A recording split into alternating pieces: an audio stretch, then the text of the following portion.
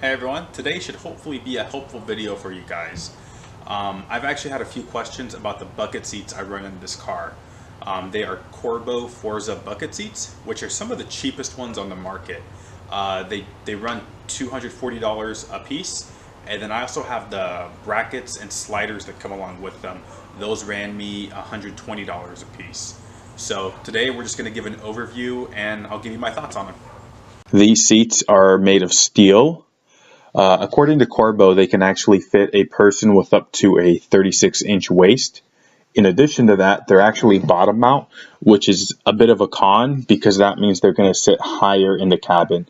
So for a small car like this MR2, it's kind of a big deal, especially if you're a tall guy. It is nice that these seats have the holes so you can run a harness if you wanted to do that. I personally run the OEM seatbelt. In addition, these seats actually have vinyls over the high wear areas, which is really nice. Just keeps your seats in better shape for longer.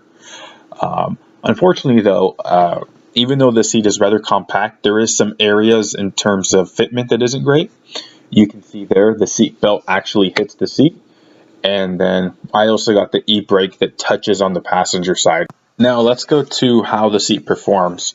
I will say the fabric is, I feel like it's rather breathable.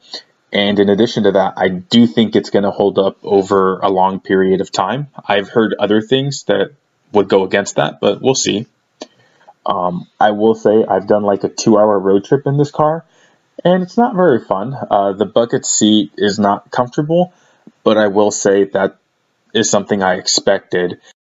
In terms of driving on the track, I've actually done drag racing and autocross with these bucket seats, and I gotta say they did their job. When I compare them to like the OEM seats in my other MR2, it's night and day difference. Like with OEM seats, I typically have to brace myself, and with these ones, I don't have to, which is really nice, and it allows me to concentrate on the driving, and I do feel like that allows me to put down better times. There is a downside though. These seats are actually not FIA approved, which means I can't do anything that involves like door-to-door racing. But for most track days and autocrosses and drag strips, they should pass tech without any issue. Now I got to talk about the sliders and seat brackets that I bought from Corbeau. What's amazing is that they fit without any issues, which is really uncommon.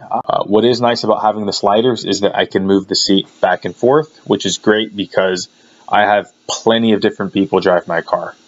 One downside, though, is that because the sliders raise the seat up, my head actually hits the top of the roof. The solution to that, though, is I can actually take off the padding from the bottom of the seat, and then I fit with no problem. I do acknowledge, though, I'm only able to get away with that because I'm a short guy.